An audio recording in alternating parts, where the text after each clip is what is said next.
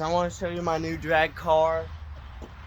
It's the Hypergo, but I learned something. You can put a 1500 milliamp inside a Hypergo. This is what happens. I've kind of ran it a little bit, so like it kind of like, I'm gonna run it straight down this. Uh-oh. Okay. We're okay. We're okay. Had to warm up the tires.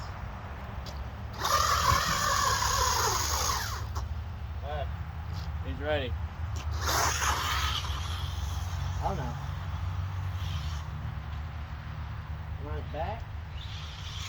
Oh Lord, the trim's off. Okay, let's run it one more time.